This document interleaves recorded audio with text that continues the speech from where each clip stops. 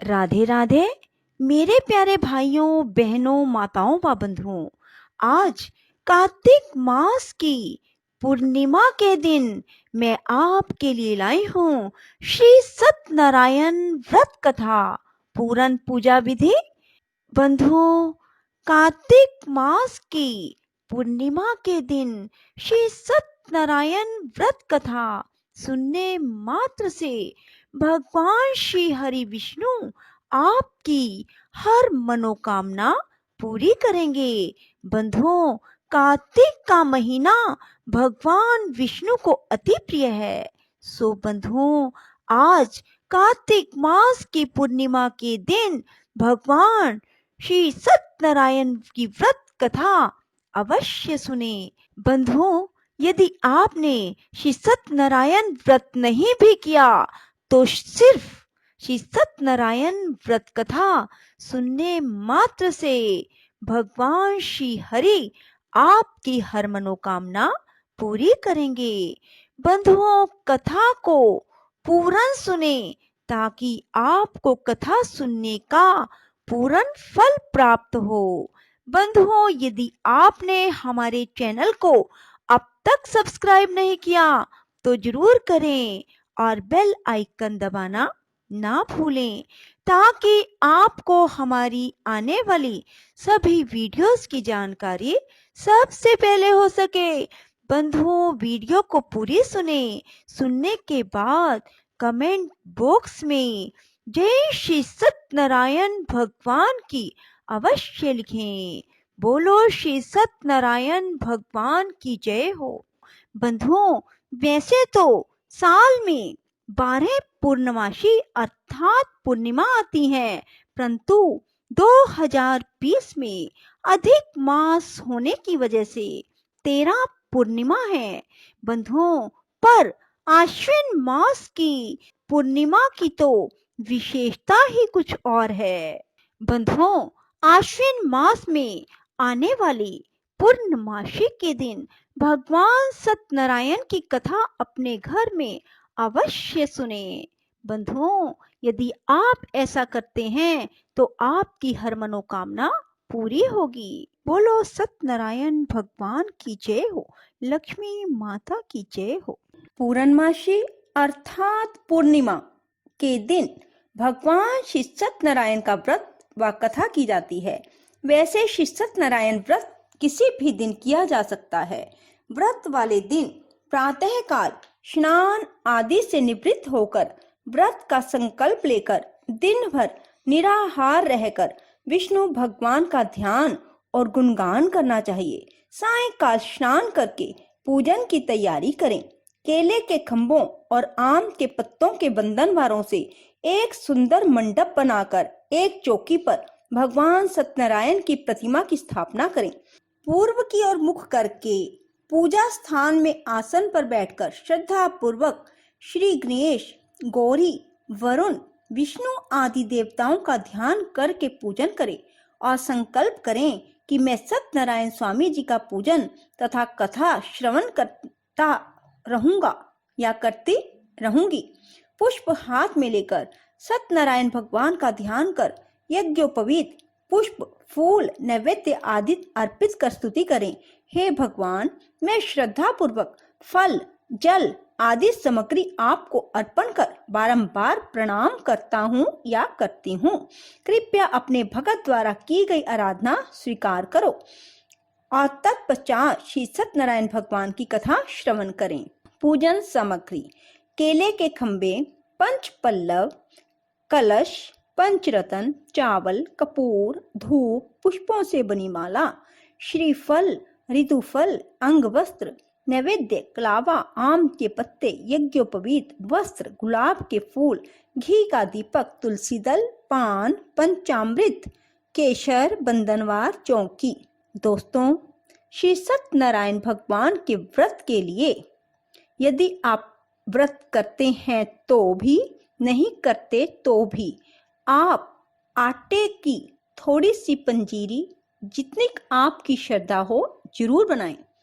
थोड़े से घी में आटे को भून लें और फिर उसे ठंडा होने पर उसमें देसी खांड या बूरा खांड उतनी ही मिलाएं जितना कि आपने आटा लिया था दोस्तों। और फिर आप एक बर्तन में पूजा के समय उसे डालकर भगवान का भोग लगाएं और चरणामृत भी जरूर बनाएं। चरणामृत किस प्रकार बनाना है? पहले किसी बर्तन में थोड़ें, फिर उसमें आधी कटोरी, 1 कटोरी जितनी आपकी श्रद्धा हो गाय का दूध, थोड़ी सी 1 चम्मच या 2 चम्मच दही, शहद 1 या 2 चम्मच और देसी खांड 1 या 2 चम्मच और बिल्कुल थोड़ा सा देसी घी उसमें डालें। ऐसा करने से आपका पंचामृत तैयार हो जाएगा। पंचामृत से पहले भगवान को स्नान कराएं और फिर वह बाद में आपके लिए प्रसाद बन जाता है। चरणामृत में तुलसी दल जरूर डालें और तुलसी दल भगवान को श्री सत्यनारायण व्रत कथा में जरूर चढ़ाएं। दोस्तों, जब कथा सुन लेते हैं, आप आरती कर लेते हैं, उसके बाद भगवान को इस पंजीरी और चरणामृत का भोग जरूर लगाएं। आपकी हर मनोकामना ऐसा करने से जरूर पूरी होगी। दोस्तों, आप कथा में सुनोगे ही किस प्रकार सत्यनारायण भगवान का व्रत करने से मनुष्य की सभी इच्छाएं पूरी होती चली जाती हैं। सो दोस्तों, आप भी भगवान श्री सत्यनारायण का व्रत करें, पूजा करें, आपकी भी हर मनोकामना जरूर पूरी होगी। श्री सत्यनारायण व्रत कथा। एक बार नैमिषारण्य में तपस्या करते हुए शौनक आदि ऋषियों ने सूत जी से पूछा, जिसके करने से मनुष्य मनोवांछित फल प्राप्त कर सकता है, ऐसा व्रत कौन सा है? सूत जी ने कहा, एक बार नारद जी ने भी विष्णु भगवान से ऐसा ही प्रश्न किया था। तब विष्णु भगवान ने उनके सामने जिस व्रत का वर्णन किया था वही मैं आपसे कहता हूँ। प्राचीन काल में काशीपुरी में एक अति निर्धन और दरिद्र ब्राह्मण रहता था। वह भूख प्यास से व्याकुल हो यहाँ वहाँ भटकता फिरता था। एक दिन उसकी दशा से व्यथित होकर विष्णु भगवान ने वृद्ध ब्राह्मण के रूप में प्रकट होकर ब्राह्मण का सत्यनारायण व्रत का विस्तार पूर्वक विधान बताया और अंतर्ध्यान हो गए। ब्राह्मण अपने मन में श्री सत्यनारायण व्रत करने का निश्चय करके घर लौट आया और इसी चिंता में उसे रात भर नींद भी नहीं आई। सवेरा होते ही वह सत्यनारायण के व्रत का संकल्प करके भिक्षा मांगने के लिए चल दिया। उस दिन उसे अल्प विश्राम से बहुत अधिक धन धान्य भिक्षा में प्राप्त हुआ। सायंकाल घर पहुंचकर उसने बड़ी श्रद्धा के साथ श्री सत्यनारायण भगवान का विधि पूर्वक पूजन किया। भगवान सत्यदेव की कृपा से वह थोड़े ही दिनों में धनवान हो गया। वह जब तक जीवित रहा तब तक हर माह श्री सत्यनारायण का व्रत और पूजन करता रहा। देह छोड़ने के बाद वह विष्णु लोक को गया। सूत जी पुनः बोले कि एक दिन वह ब्राह्मण अपने बंधु बांधवों के साथ बैठा ध्यान मगन हो श्री सत्यदेव की कथा सुन रहा था। तभी भूख प्यास से व्याकुल एक लकड़हारा वहां जा पहुंचा। वह भी भूख प्यास भूलकर कथा सुनने बैठ गया। कथा की समाप्ति पर उसने प्रसाद ग्रहण किया और जल पिया। फिर उसने ब्राह्मण से इस कथा के बारे में पूछा तो उसने बताया, यह सत्यनारायण भगवान का व्रत है जो मनोवांछित फल देने वाला है। पहले मैं बहुत दरिद्र था, इस व्रत के प्रभाव से ही मुझे यह सब वैभव प्राप्त हुआ है। यह सुनकर लकड़हारा बहुत प्रसन्न हुआ और मन ही मन श्री सत्यनारायण के व्रत और पूजन का निश्चय करता हुआ लकड़ी बेचने के लिए बाजार की ओर चल पड़ा। उस दिन लकड़हारे को लकड़ियों का दुगना दाम मिला। उन्हीं पैसों से उसने केले, दूध, दही आदि पूजन की सामग्री खरीद ली और घर चला गया। घर पहुंचकर उसने कुटुंबियों और पड़ोसियों को बुलाकर विधि पूर्वक भगवान श्री सत्यनारायण का पूजन किया। भगवान सत्यनारायण की कृपा से वह थोड़े ही दिनों में संपन्न हो गया। सूत जी ने फिर कहा, प्राचीन काल में उल्कामुख नाम का राजा हुआ था। वह और उसकी रानी दोनों बड़े धर्मनिष्ठ थे। एक समय राजा रानी भद्रशिला नदी के किनारे श्री सत्यनारायण भगवान की कथा सुन रहे थे कि एक बनिया वहां पर पहुंच गया। उसने रत्नों से भरी अपनी नौका को किनारे पर लगा दिया और पूजन स्थान पर पहुंच गया। वहां का चमत्कार देख उसने राजा से इसके बारे में पूछा। राजा ने बताया, हम विष्णु भगवान का पूजन कर रहे हैं। यह व्रत सभी मनोकामनाएं पूर्ण करने वाला है। राजा के वचन सुन और प्रसाद पाकर बनिया अपने घर चला गया। घर पहुंचकर उसने अपनी पत्नी से व्रत का वृतांत कहा और संकल्प किया, मैं भी संतान होने पर यह व्रत करूंगा। इसकी पत्नी का नाम लीलावती था। सत्यदेव की कृपा से वह कुछ ही दिनों बाद गर्भवती हो गई। 10 महीने में उसके एक कन्या को जन्म दिया। कन्या का नाम कलावती रखा गया और वह चंद्रमा की कलाओं के समान धीरे धीरे बढ़ने लगी। एक दिन अवसर पाकर लीलावती ने अपने पति को सत्यदेव का व्रत करने की बात बताई। उसने कहा, मैं यह व्रत कन्या के विवाह के समय करूंगा। यह कहकर बनिया अपने कारोबार में लग गया। जब कन्या विवाह के योग्य हो गई तो उसने दूतों द्वारा खोज कराकर कंचनपुर नगर के बनिए के सुंदर, सुशील, गुणवान लड़के के साथ उसका विवाह कर दिया। फिर भी बनिए ने सत्यनारायण का व्रत नहीं किया। उससे श्री सत्यनारायण भगवान अप्रसन्न हो गए। कुछ ही दिनों बाद बनिया अपने दामाद को साथ लेकर समुद्र के किनारे रतनसारपुर में व्यापार करने लगा। एक दिन रतनसारपुर के राजा चंद्रकेतु के खजाने से चोरों ने बहुत सा धन चुरा लिया। राजा के सिपाही चोरों का पीछा कर रहे थे। चोरों ने जब देखा कि सिपाहियों से बचना कठिन है तो उन्होंने राजकोष से चुराए हुए तमाम धन को एक जगह फेंक दिया और स्वयं भाग गए। वहीं बनिए का डेरा था। सिपाही चोरों को ढूंढते हुए उसी जगह पहुंच गए और उन्होंने दोनों बनियों को चोर समझकर पकड़ लिया। राजा ने दोनों बनियों को जेल में डालने का आदेश दिया और सारा धन कोष में जमा करा दिया। श्री सत्यनारायण भगवान के कोप से लीलावती और कलावती भी दुख भरे दिन काट रही थी। एक दिन कलावती भूख प्यास से व्याकुल होकर एक मंदिर में चली गई। वहां श्री सत्यनारायण की कथा हो रही थी। वहां बैठकर उसने कथा सुनी और प्रसाद लेकर रात होने पर घर पहुंची। माता ने देरी का कारण पूछा तो उसने सब बात कह दी।